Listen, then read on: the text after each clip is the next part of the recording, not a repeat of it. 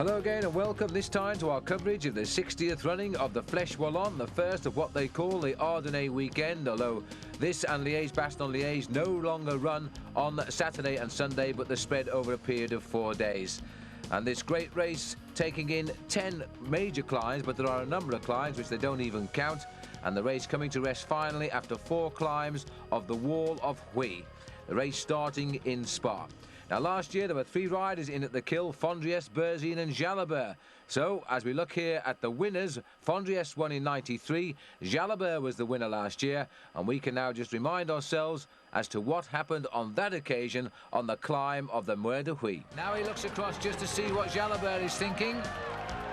A little bit of resistance from Berzin, but Fondriest is going now, and he's going in a very low gear.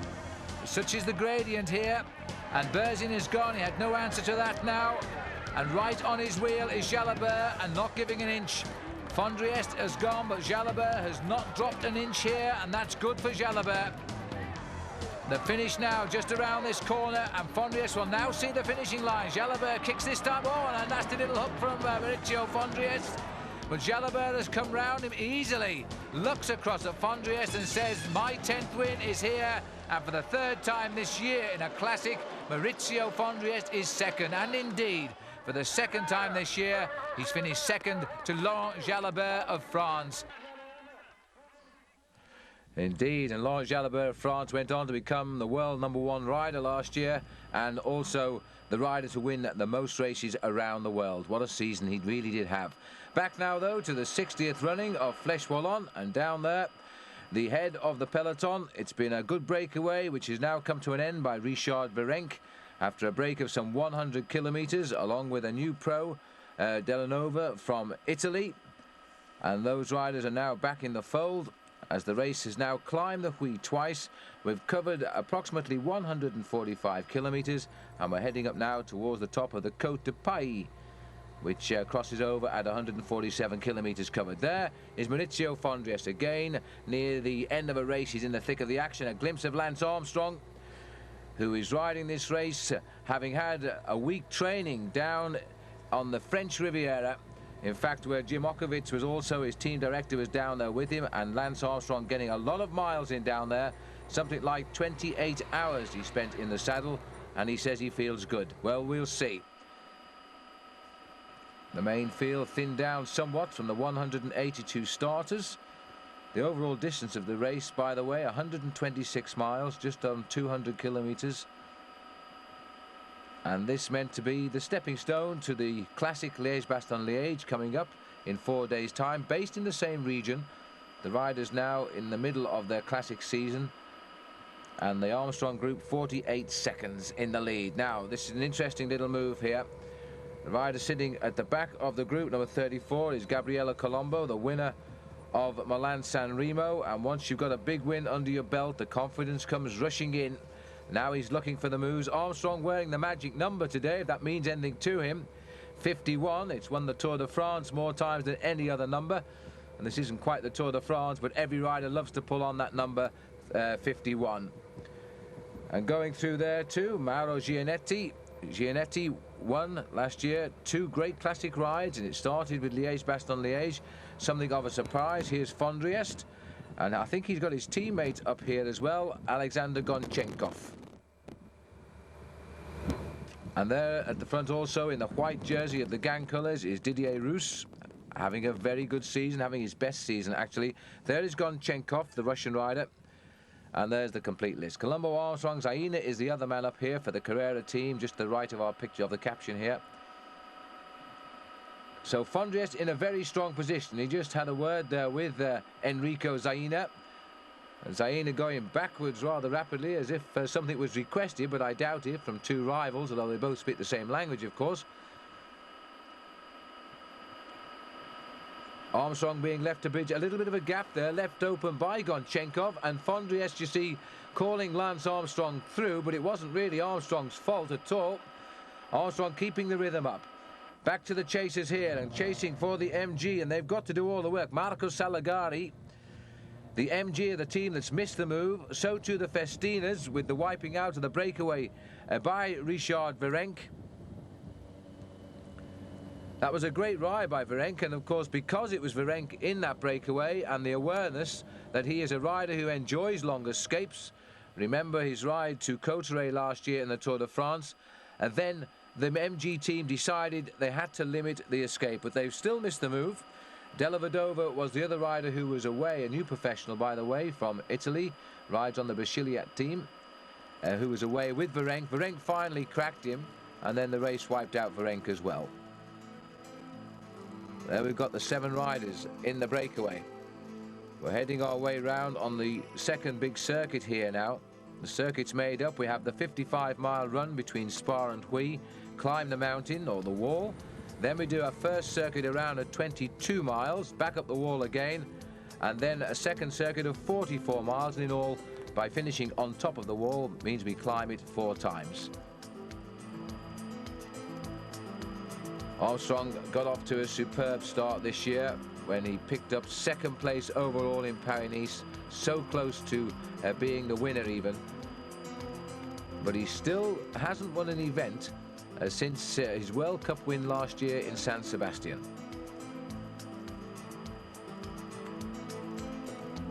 This little group is holding on to a precarious lead here, but they do have a lead and they are working well together. The average speed at the moment is simply superb, and if it continues to the end, we are going to annihilate the record for Fleche Wallonne. 58 seconds the lead, so they're still pushing away because there is a commitment here in this breakaway. A good assessment by any of the riders tells them that all teams, well, not all teams, but many of the good teams are represented here, meaning that there aren't many teams left to chase. The pressure has gone on to Festina and MG to try and bring their riders across. Time for a little bit of dinner there for Maurizio Fondriest, while his teammate Gonchenkov continues with the pressure at the front. Zaina sitting here just off our picture now. Gabriella Colombo gone through. Here's Zaina coming through now. Plenty of drive in this breakaway. Didier Roos. Then Fondriest, followed by Armstrong. Little wave of the arm, I think, to say keep closer to the back wheel, perhaps. Mauro Gianetti, in his 11th season as a pro, and had something of a renaissance last year, and bad luck as well because he crashed in the Tour of Switzerland, breaking ribs. But before that, he picked up 2 great World Cup wins, the Amstel Gold Race after he'd won Liège-Bastogne-Liège. A minute and 2 seconds, so we're still going up. And that's because this breakaway is totally committed here. Well, Armstrong will know now just how well he feels, because he said he wasn't sure because he hasn't raced since the Tour of Flanders.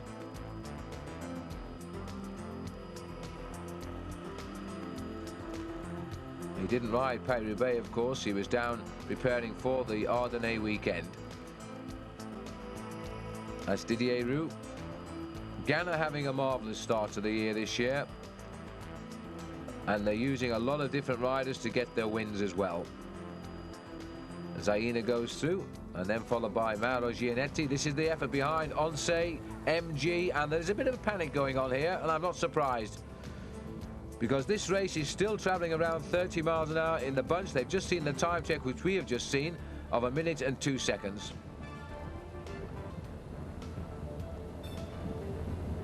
This is Felix Garcia Casas for Festina. And number 5 there is another Garcia, Marcelino from Spain and the Onse team, and number 7 here, Roberto Sierra.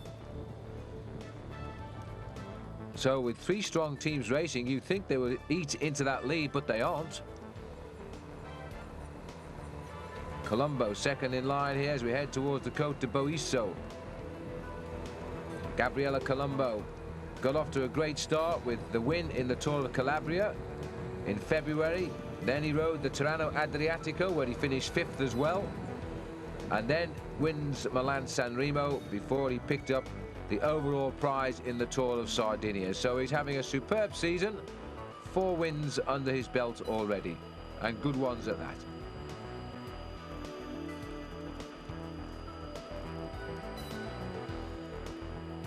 Enrico Zaina Always worth a man for the effort.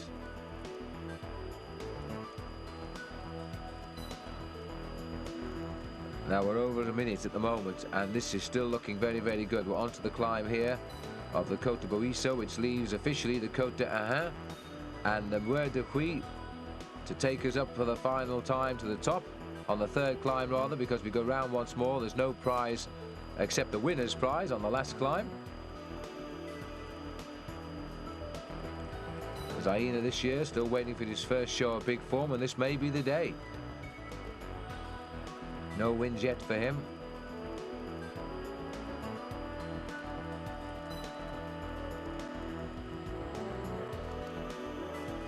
This breakaway really coming together soon after the second climb of the Muir de Huy, when the plunge split up in a big way.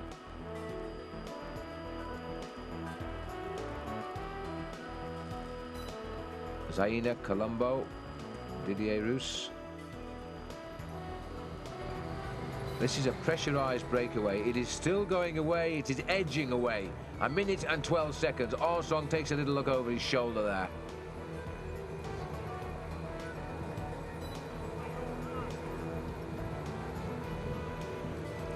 Fondriest does not look to be riding quite as smoothly as he might be. He's allowing the gaps to open a little bit there. That's where we are, heading up towards 155 kilometers.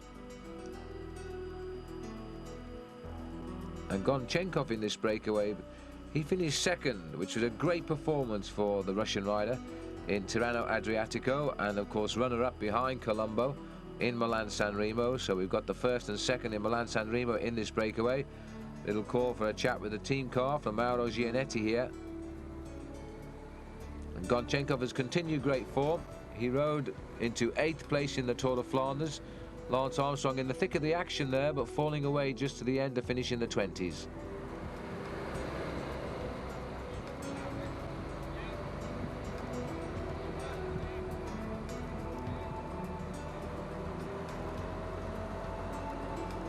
So the team having a chat here at the back of the race, and I just saw a glimpse of Jim Okovic's Motorola car slip back as well. He'll be feeling very happy with the way things are going, with the strong man of the team in the right position just now. There's a novel way to try and eat if you can. Fondriest up to the side of his team car now. It's probably the time, with the gap now clearly over a minute. The team cars have been allowed to come up to this breakaway, and the chance for the team managers to get alongside their charges and just inject them with a little boost of confidence to tell them that this breakaway is looking as though it's going clear, and to keep the pressure on, because they would have expected at this sort of speed to have raced well clear of that main field, but there is such a good chase going on. They certainly haven't done that, and yet we're looking at a race here being enacted at around about 30 miles an hour at the moment, and despite the hills too. It's a very solid breakaway. There isn't a man shirking, and now it's time for Gabriele Colombo to also have a word. There's the team cars. They're all up here. They all feel this is the move.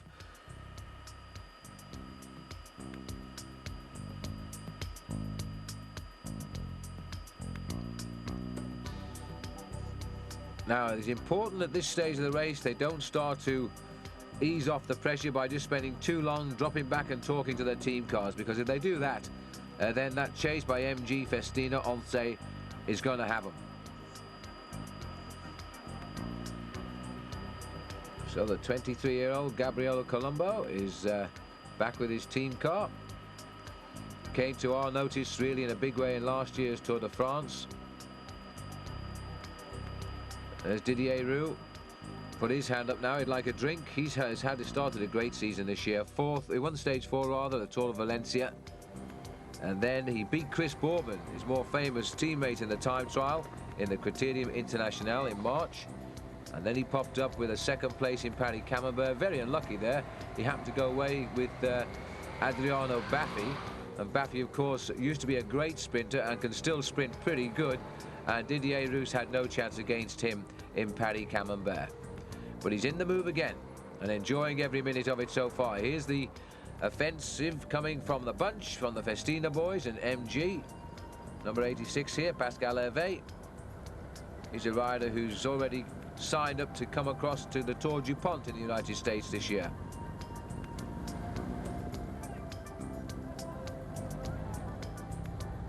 The three teams equally spread at the front. Unusual sight this to see three teams putting in the chase, but they're all working together, and yet that breakaway is still going clear. There's Hervé. Didn't turn pro till he was 29 due to injury when he was an amateur rider. Then he got keen and started riding a bike again to rehabilitate, and he has a tremendous talent. And sitting there, number 23, is Michele Coppolillo from the MG squad.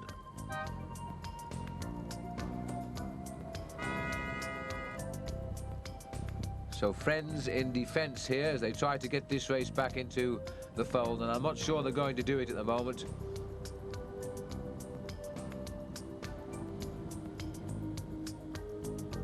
Long open flatland surrounding this part of the Ardennes, but we're in the area really of the beautiful forested woodland area where the deer roam wild, and this is the most beautiful part of Belgium. This is the French-speaking area where they are the Walloons who live here and not the Flames, and where they speak Flemish. 38 seconds, so there's a reaction which has had an effect. They are bringing them back.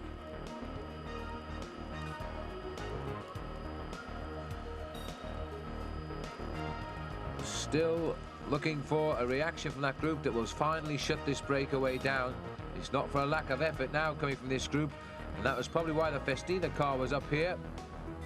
Just to say, keep the pressure on because we are getting up there. Michele Coppolillo drops back, and the work being shared equally. Jean-Cyril Robin now of Festina. Just 25 miles to go to the line. So time is running out, and there's still a couple of tough climbs to come, to say the least.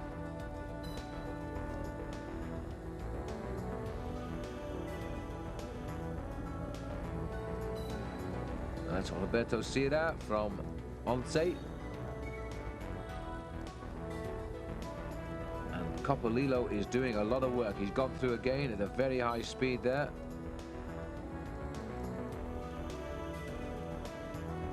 And now back up to the leaders. Now there might be a little bit of panic setting in here because they're going to have to start to go, or maybe even put in an attack to break up this breakaway if they're not going to increase the lead or indeed lose seconds here. Konchenkov dropping back. Look at this speed today, 43.5 kilometers an hour.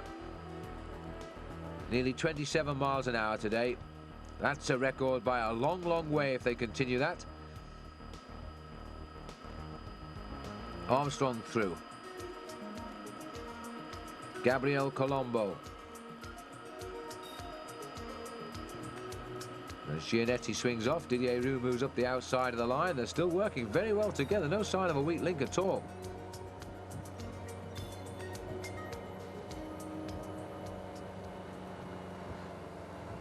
There's the cool face of Lance Armstrong. He still looks pretty content with the way things are going. And there's an idea of just how fast we're going. 31 miles an hour just at this minute. I'm not surprised these riders are rather huddled over their bikes and getting on with the job, because they are giving an awful lot of effort out here. A lot of effort, in fact, which they really could do with saving a little bit for the climb of the Huy.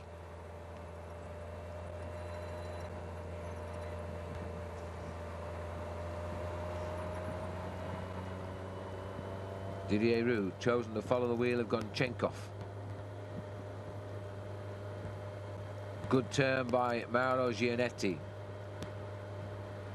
Gianetti, as I said earlier, now been a pro for 11 years. That's a great long career he's had.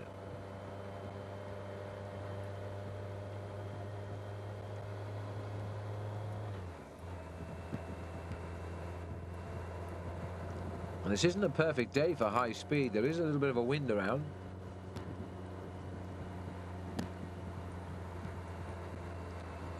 So Gianetti won the second stage of the Criterium International.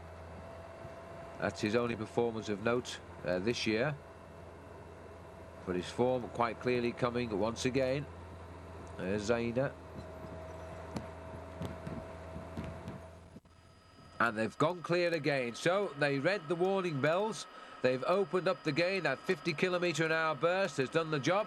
And it's now started to go. Now that may be the psychological gap that the peloton will crack on. They thought they were coming back. And now it's opened out again. There could be a realization that they're not going to catch these.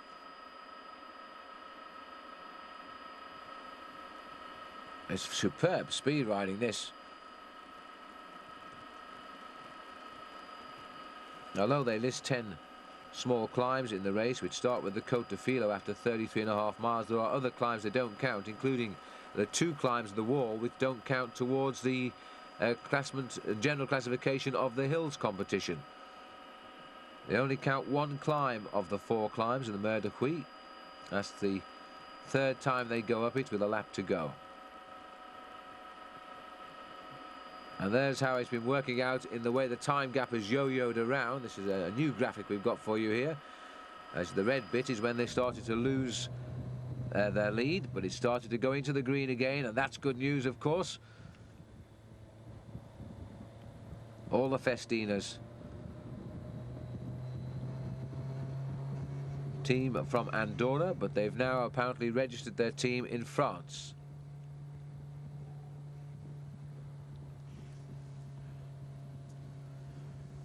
And the MG Technogym, they're very similar colours, the MG Technogym and Festina at a glance, and it often appears that they're all on the same team, but they're not, of course.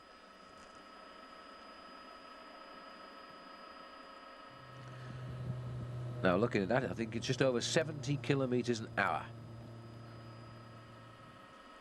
Well, this is going to be, they're going to be round the course in no time at all today. They're all going to be in the showers pretty early. And the man that wins this, I'm pretty certain now, is going to be the man to go in the books as being the rider who has set the fastest ever Fleche Wallonne. What a fitting time to do that as we celebrate 60 years of this event, or 60 editions of this event.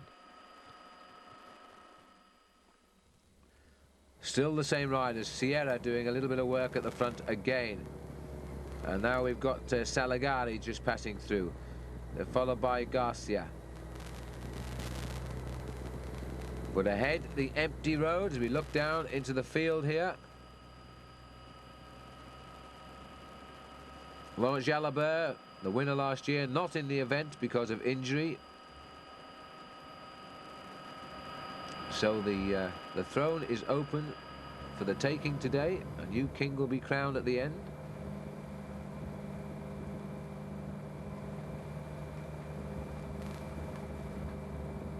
Coppolillo doing more than his fair share in the chase for MG as well.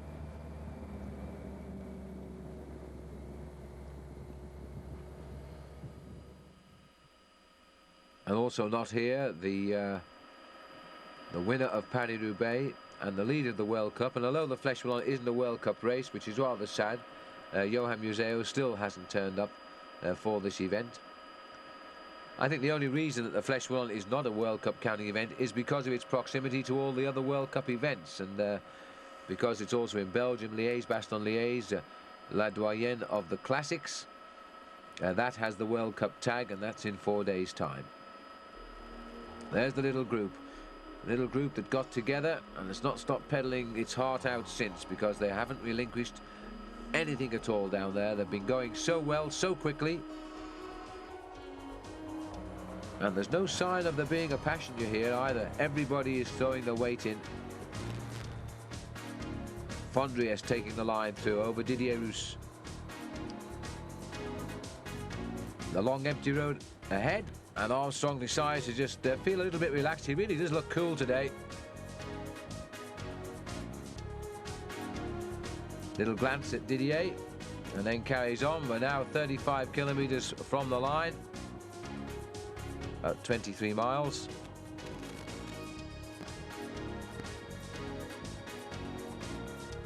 And a nice drop down here. And still no decision made in this breakaway. They've still got the gap. It is going up. 8% the descent here, but a very good road, as you can see. The roads in this area, at least the roads they use for Fleche Wallonne, tend to be wide. They're not quite the same roads as we use for Liège-Bastogne-Liège, where the roads tend to be a little bit narrow in places, especially on some of the hills around some of the great villages like Toipon and Stavelot. So we're just around about 31 kilometers here from the finish, about 20 miles to go.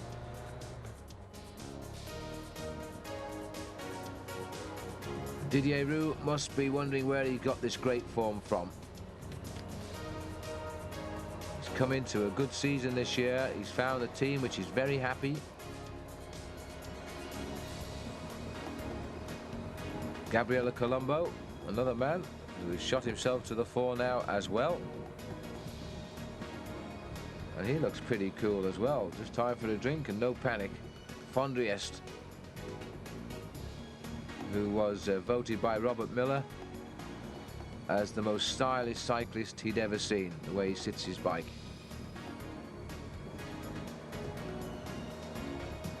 Much different position to his teammate Gonchenkov, who's just going past him now. And then the streamlined position of Gabriele Colombo.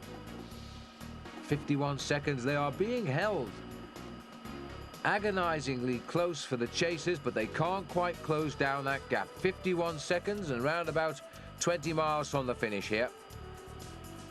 That is not an unstoppable breakaway by any means, but both riders in both groups are at the limit of their chase speed, surely. Around about 30 miles an hour, including the hills, is formidable. Colombo goes through, and again this has been a brilliant choice for a breakaway. Every one of these riders putting the weight behind. Nobody shirking. That line is working well, and that's the only reason this breakaway has survived like it is doing.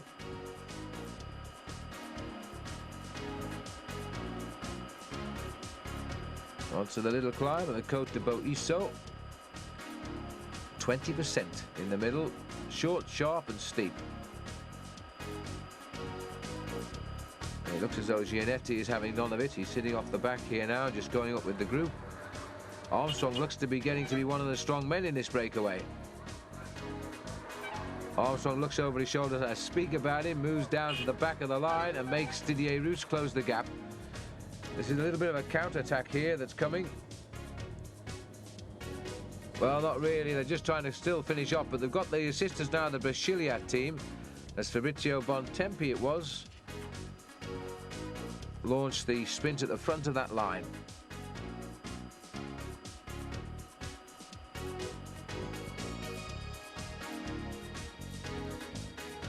So over the top of the Boisseau, we're 174 kilometers done now. And still the counter coming now for Festina.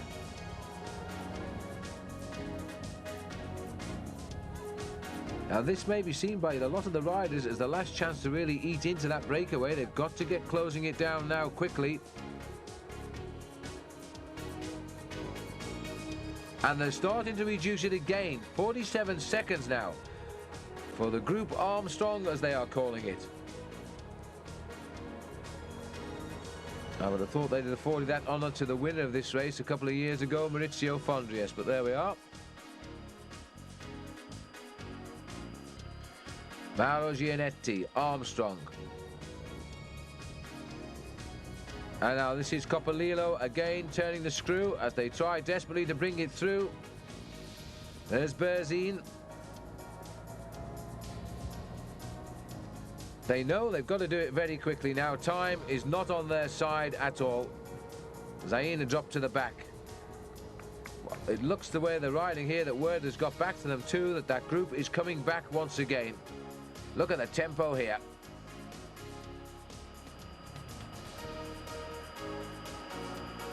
It's a pity that they're just in the shadow of the trees there from our helicopter, because this is really a crucial part of the chase now. The Gateways boys have got all of their men up to the front.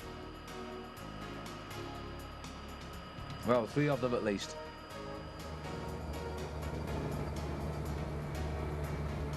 There's Berzin.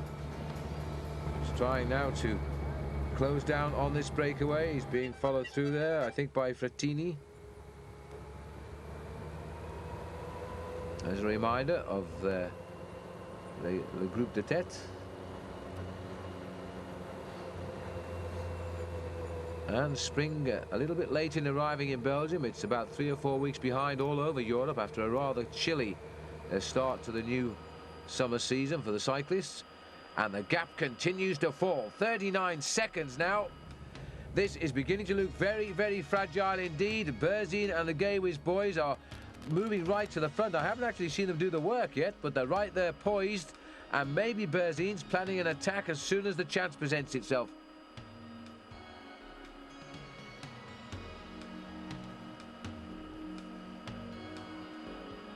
Gabriella Colombo takes the line through here. There's been no rest for these 7. Armstrong has gone to the back. Follows the line through. Everybody's still working. Then Fondriest quickly tacks onto the back wheel of Armstrong. It seems to me that Armstrong and Fondriest are going around this line together, which indicates that it's Fondriest who rates Armstrong as the man to watch.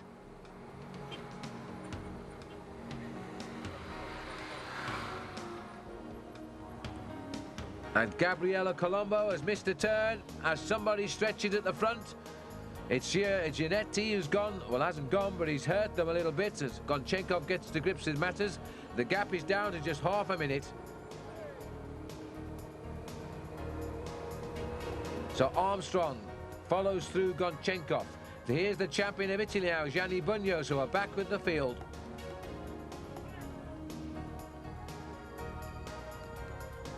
So MG Technogym sending up the big man to do some of the work, and he's being marked here by Andrea Perron of Motorola. Then comes Berzin, and there's a sprinkling of teammates breaking in here.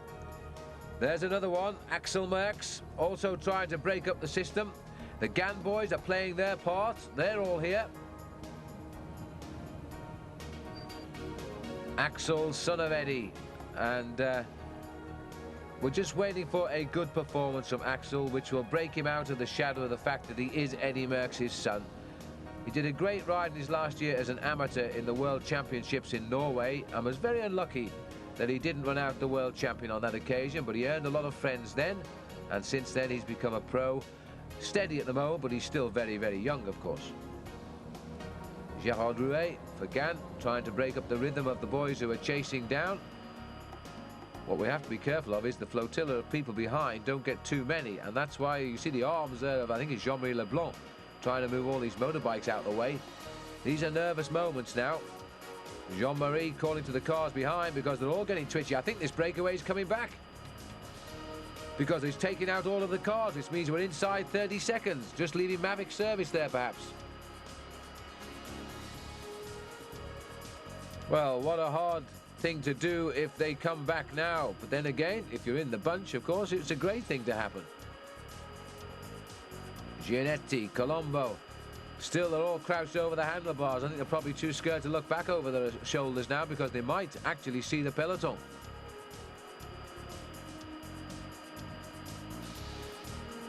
So it looks as though they've allowed just the service car to stay in there, because the service takes around 10 seconds, the gap is around 30, they could still keep that rider in the hunt. Roux around the corner, Roos rather. Heading towards the Côte d'Ahan, which will put us at the 190-kilometre point. We're still about 11k to go, so we're still a little way from the finish. It's something I feel has got to happen when we get to this coast, if it doesn't happen before, because that group is chasing them down. It's not the full field, of course. The field split on the first climb of the Puy.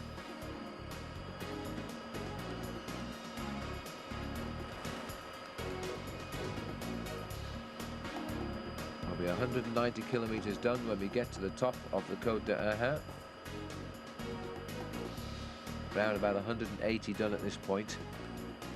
Colombo pedaling his legs off, takes the line through. The wind now coming across the fields from the right.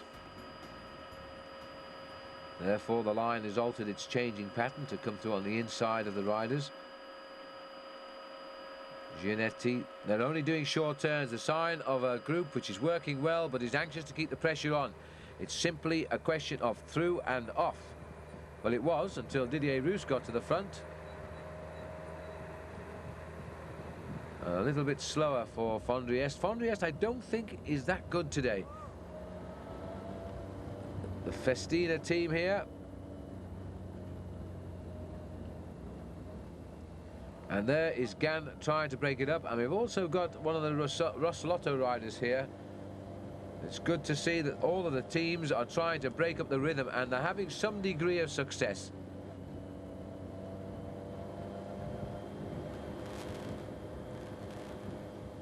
There's Andrea Perron. He's also more than playing his part too, at 22 and a bit kilometres to go to the finish. Gawis, Berzin. They're not going to make any big effort while they've got Colombo in the break, but I'm quite sure that Berzin is itching to do something about it and can't. Unless he can go alone. Look at these speeds again. We're on a gentle descent, but it's not really a downhill, is it? And we're topping 60 kilometres an hour.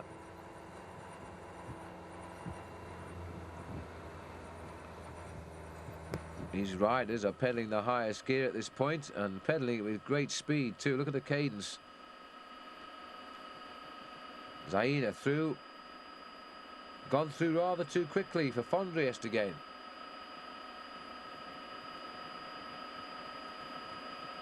Takes the inside of the bend, but he's having to struggle to get round Zaina. Armstrong right tight on his back wheel. No shortage of work rate coming from Lance Armstrong, the Texan, either. Last year's winner of the Tour du Pont and the stage, his second in his career of riding, the Tour de France. And this year came out fighting in Paris-Nice, the race to the sun.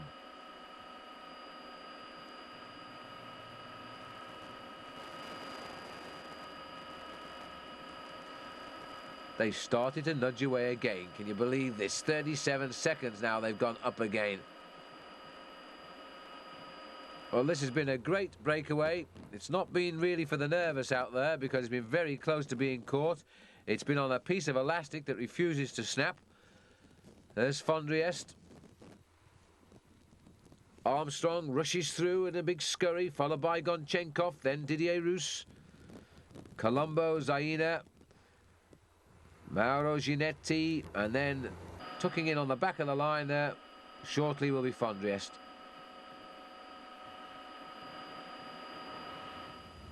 Back to the chasers. Still Festina. That was Laurent Dufaux who was on the front, just taking them round the corner. Here's Axel Merckx, looking real nicely relaxed. He just keeps annoying them by dropping his bike into the line whenever he can, just to slow down the rhythm.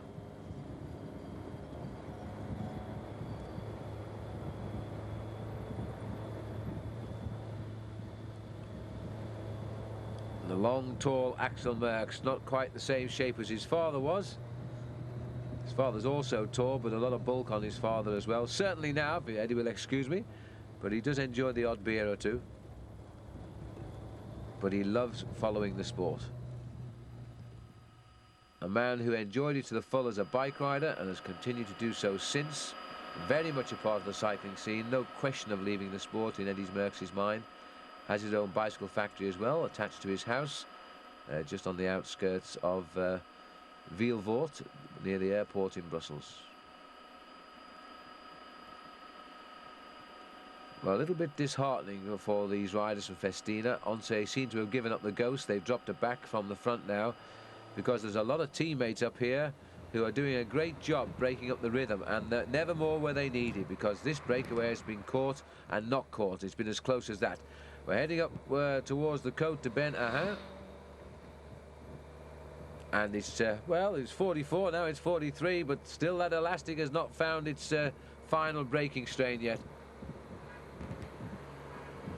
They've called back in the service car. You saw it waiting on the road, so that's going to be a little booster for the breakaway. When they see the service car go back in behind them, it means they've started to improve again.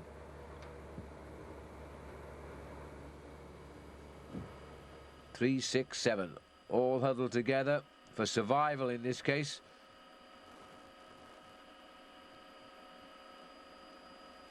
The reason fish shoal up is so they don't get eaten by predators. And that seems to be a fitting remark today to make about this group of 7, because the predators are not far behind. Côte d'Ain, not very far up the road, still trying to get on terms here. Laurent Dufaux looks over for more help, on its way. The rider relieving him was Jean-Cyril Robin, who was a world junior record holder when a junior cyclist before he became a pro. And heading now down towards the finish at Huy.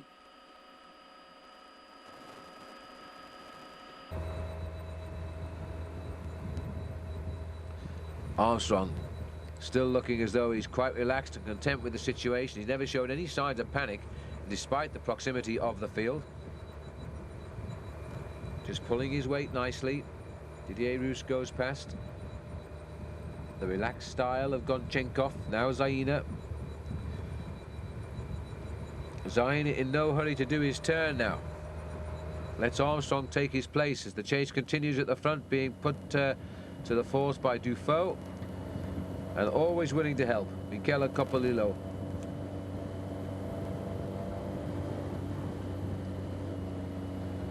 Great turn of speed by Coppolillo. But it's the same names from these teams that are left up here to do the chase, indicating there aren't too many boys left with the impetus now.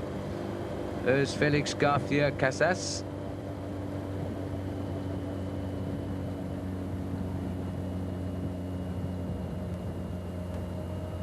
And now we see the flick of the old left arm there, calling through, in this case, Robin. And as we watch these pictures, I'm actually listening also to a conversation from Roger Leger in the Gant team car, talking to French television here, and telling the French television commentators just how good Didier Rousse is riding at the moment, having, despite working so hard for Chris Bourbon in the Criterium International, he also managed to beat Chris in the time trial. Chris went on to become the first English-speaking winner, by the way, of that event. And now we can see if Didier Rousse, Chris Bourbon not riding today, he's not quite recovered from a slight injury. Whether Didier Rousse can deliver the goods today. He's down there in that breakaway.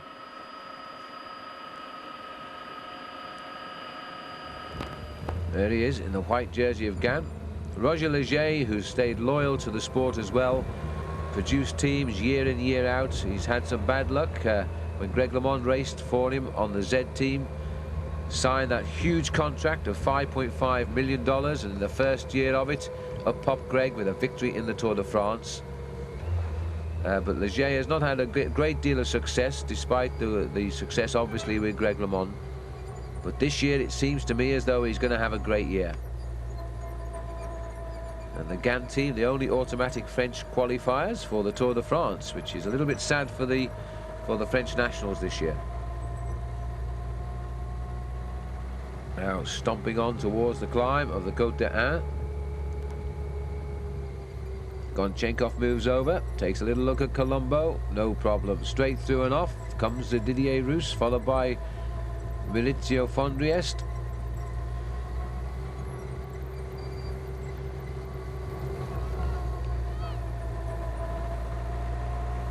The line for the moment has lost a little bit of its organisation. It's coming back now. Fondriest goes through and off, but you know, he's not riding that well. He struggles to get over the top of the riders who are setting the pace. Ginetti looks good. Back here with the bunch now.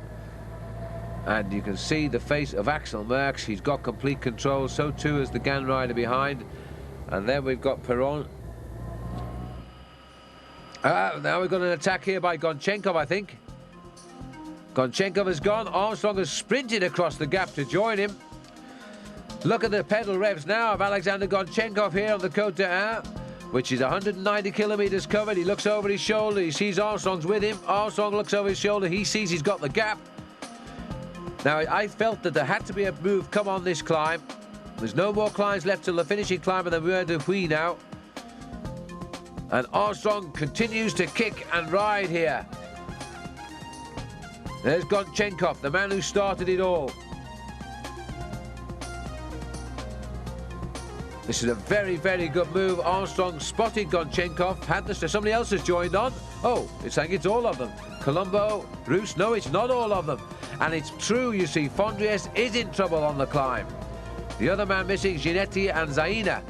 So 3 riders detached at the moment, but I think the power's turned off. Armstrong hasn't turned it off, he's continuing. Didier Roux follows. Colombo looks across at Gonchenkov. They've hesitated. Now we have 2 new leaders heading up towards the summit of the climb. Armstrong and Didier Roux. Now that could be a mistake by the other 2.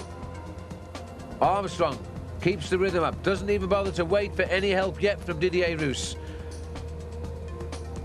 And it's a good gap. Armstrong now willing to take the pace from Didier Roux. He joins his back wheel. And he continues to concentrate. Those big legs of Lance Armstrong pushing those pedals around rapidly now. Go on, there's a counter-attack coming. Here comes the move that should close it down. Ginetti followed by Gonchenkov. Fondries is really in a little bit of trouble here.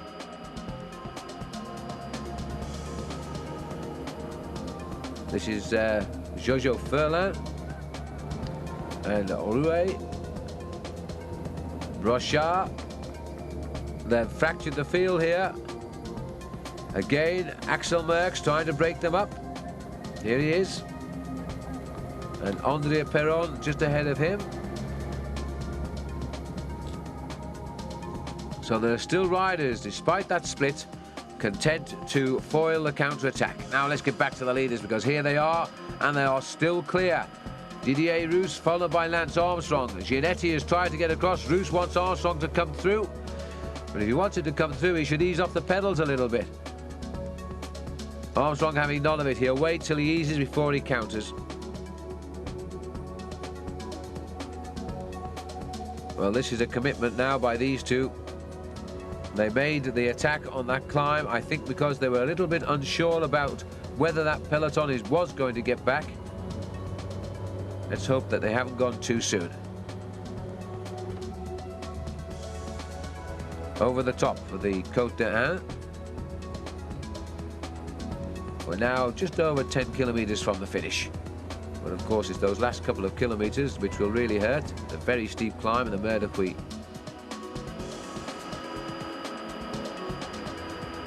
Armstrong and Didier Roux.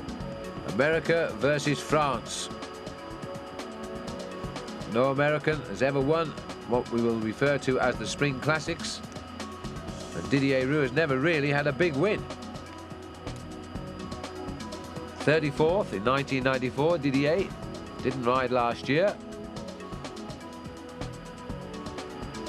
But he's having his best season. We must not forget that. There's Lance's results, 36th and 22nd, the last 2 attempts. Laurent Brochard still trying to get the Festinas back into the race here. And Brochard has gone clear on his own. So he's got very good form. And it looks like he's fed up and trying to bridge the gap and be spoiled by the tactics of Gann and Motorola. He's now going to try and cross the gap on his own. Laurent Brochard. Inside 10 to go now. Inside 6 miles to the finish. Didier Roux. Turned professional at the end of 1992. And then in his first year as a pro, he rode the Open Tour de l'Avenir, where he finished 4th overall. 19 seconds the gap back to the 5 they left. He's only ever had 1 win since turning pro, Didier Roux, but my goodness me, until this year that is. But he really has now turned the corner, I think. Takes a while for some riders to settle into the world of professional bike racing. It also depends on your status on the team as to how much chance you will actually get to win a race.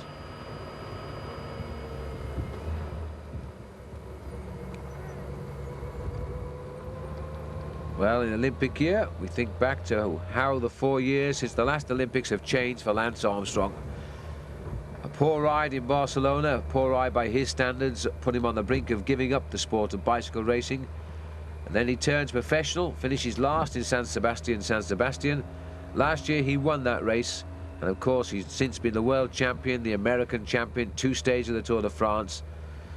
He is now simply one of the world's top riders, and he's put himself into a great move here that could give him the biggest classic win to date for him. These 5 riders, I don't think they'll come back to the 2 leaders, but there is always a danger that the bunch will come back. 52 seconds to Brochard. I guess that puts the main field now outside a minute. This is beginning to look very, very good for these 2. Now, under normal circumstances, I wouldn't worry about Lance beating Didier Rousse, but we do have the climb on this occasion. Here's the fast-charging Laurent Brochard. Will he get across to at least the 5 chasers? 31st last year. He's done well to slip the field, and because he's gone, of course, the Festina team will have backed off the chase now. It'll all be left to MG. Now that's the sort of road he doesn't want to see. Nobody ahead of him. It's a little bit depressing at this stage of Fleche Wallonne with only 6 kilometres left to go. Head down, a little sly glance underneath to see if anybody's coming up, and at the moment they're not.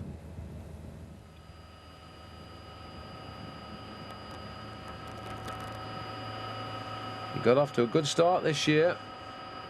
2 top performances in the first 2 rounds of the World Cup. Laurent Brochard, 9th in Milan-San Remo, followed that up with a very, very good 7th place in the Tour de Flanders. And at the moment, he's riding on the road on 8th place in Fleche Wallonne. So he'll be picking up world ranking points. As we look down on the descent here, winding the way down to the valley road to race along the river before they go up towards the top of Huy. Armstrong in the lead. Sharp turn here.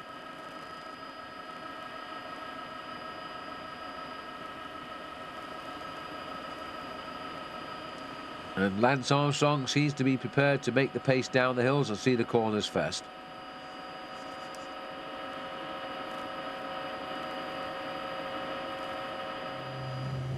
Back to Laurent Brochard. This is where the interest lies for the moment for French cameramen, or Belgian cameramen as we are in this case. His chase is on and he's slowly closing in on those other riders. But these riders here are pulling away just a little bit. Out goes the old arm again. Now the 25 seconds to Colombo, a minute 2 to Brochard. So nobody's going nowhere fast at the moment.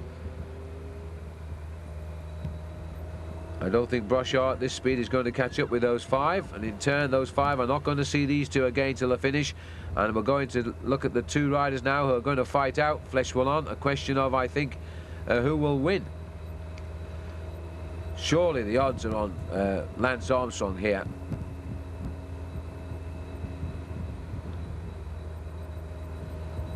Lance seems to ride a very low saddle as his legs hardly straighten at all there.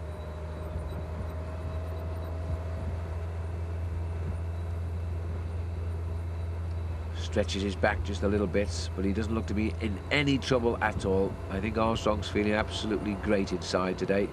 Rushes through. Didier, no problem in taking his wheel. He too is feeling on great form. Those days when the world seems completely controllable, when you have that wonderful feeling of top form, you can beat anybody.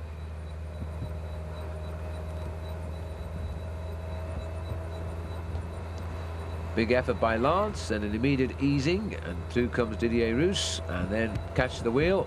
And a little bit of an effort to catch the wheel because Didier isn't slowing down at all.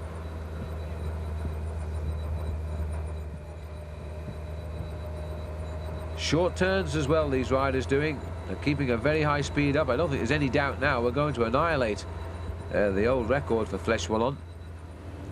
Back to the group, Colombo. winner of Milan-San Remo, and he drops back from the line as Mauro Gianetti takes it through. Followed by Fondriest. Then Colombo back in. So what's happened to Gonchenkov? The two leaders nowhere to be seen. Just a motorbike up there in the distance, but they're not with the leaders. And Gonchenkov following the wheel of Zaina, so he must have decided to make Zaina come through in the line.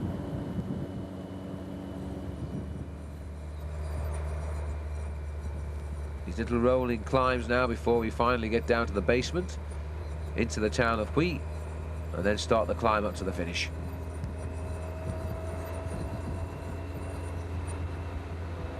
Armstrong easing back. 3 kilometers to go now.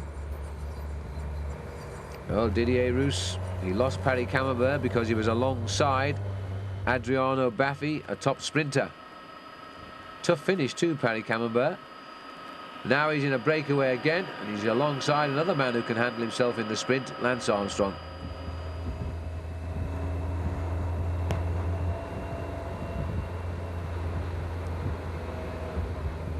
Certainly no big turns being done by those two. They're going through, holding the pace and dropping back.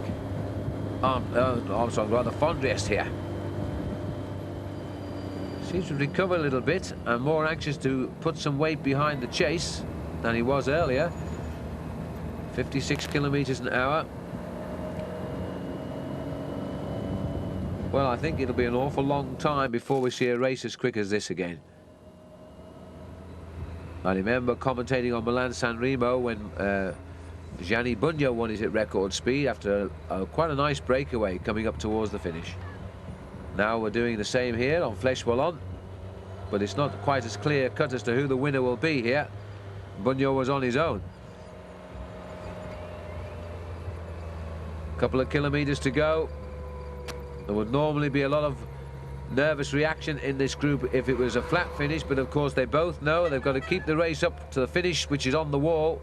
It's only 1 kilometer just over to go now, so they're going to make a turn onto the wall very shortly, and Didier Roos, I think, is going to be the first man to make it.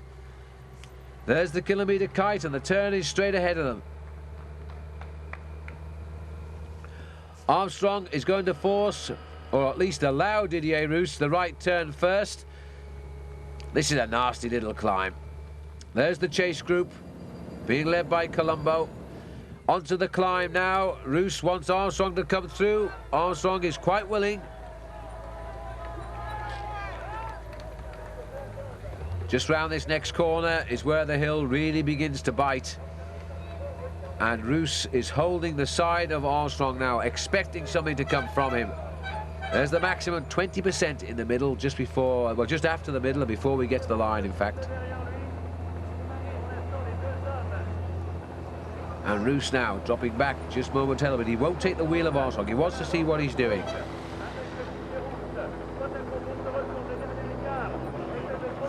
And now we've still got the two teammates here, Roslotto, but they're not doing anything either right now. Now we've got Armstrong right behind Didier Roos. Armstrong looks to me as though he's building up for something.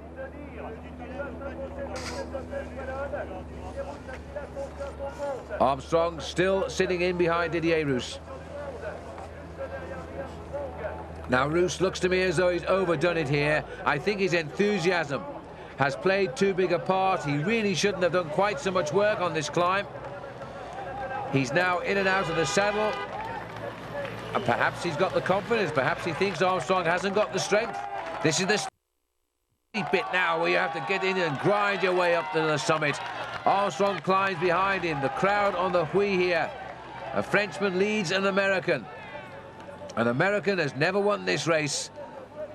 Armstrong moves to the right and gives it everything. Armstrong goes, and I don't think Roux has an answer to that. Didier Roux just took one look to his right and thought, there's no way I can get the wheel of Armstrong. This is 110% now from the American. A brilliant race today for both of them, but there has to be a winner, and it's going to be Lance Armstrong. Armstrong just riding up this hill now as if it were flat. Super huge crowd here as he races towards the top of the Huy. He'll keep the pressure on all the way to make sure he has drilled that man into the ground into second place. Colombo here trying to go clear as well. Not trying, but is going clear. Chased by Gianetti, then by Fondriest and Gonchenkov. Lance Armstrong, the Lone Ranger, comes up the climb to win the Fleche Wallonne. There's nobody going to stop him now. Is this man on the start of his greatest ever season, and it's going to take some beating of the year he won the world title, but he's having a wonderful year now, and he gets his first win of the season. What a race to choose. Fleche Wallonne, Lance Armstrong takes it clearly on the line. Didier Roux continues his great season as well with another second place in a top semi-classic event. About 8 seconds down there for Didier Roux. Now the race for third place as we watch the field start the climb, but they're still out of it, but they've never been really out of it, have they? Fondriest, this man who won it 2 years ago, has found the legs to go away on the finishing climb and is going to get third place for sure. He's being chased by Gianetti. It looks as though Colombo has hit the wall, quite literally, because he's now zigzagging, hoping to hold on to fifth place. Fondriest is going to get third. That's a big effort by Maurizio. He's not had a good day, but it just shows you if you suffer, you get something out of it. Fourth, Mauro Gianetti. Fifth, Gabriella Colombo, who tried the attack at the bottom, but the legs wouldn't keep going to the top. Enrico Zaina comes in sixth place. And then behind will be Gonchenkov, and he's the last of the breakaway. Let's have a look how it all happened. There's the attack. Lance never panicked on this climb. He waited until Didier Roux cooked himself, then laid off by a length, shot across the road to the right, and gave it 110%. And for the moment he made the move, Didier knew he had lost this race. Always the check over the shoulder first to make sure that he hasn't had a resurgence in life before you make ready for the finish. And I bet you Lance Armstrong ranks that as one of his best. And on the finishing line now with Lance is Paul Sherwin. Very good tactical ride today. Was it also not only a tactical ride, a win, but a physical win for you? Well, of course like this is always very physical, but I always thought this race suited me, and last year I felt good, and I didn't ride a tactical race, a good tactical race. So today that was my main objective, is to ride the race smart, and I felt like I've had the legs to win in the past, and if I rode smart, I could win today. Well, you're a little bit worried there because you come up against the French riders quite often, and you end up with second place, and there was a French rider there with you at the end. Yeah. It's 5 times I was second this year, and every time it was, not every time, but 4 out of 5 it was to the same guy. So, Didier Roux is good friends with Jalabert, so I thought maybe it's something in the air around there where they live, but I don't know. I was super motivated. I didn't want to be second. You've just broken 2 records today. First, you're the first American to ever win the Fleche Wallonne, but you've also become the youngest rider ever to win the race at the top of the Mur de Huy. Well, one surprises me and one doesn't. But it's always good to win, whether you're the youngest or the oldest. In this sport, you have to take them when you can get them, so I'm happy. I bet you are, Lance. What a great victory that was. Not so happy Didier Roux, because that's another second place for him. But I think very happy Maurizio Fondriest, who got third today. So a win for Lance Armstrong, Didier Roux second, Maurizio Fondriest third, Mario Gianetti fourth.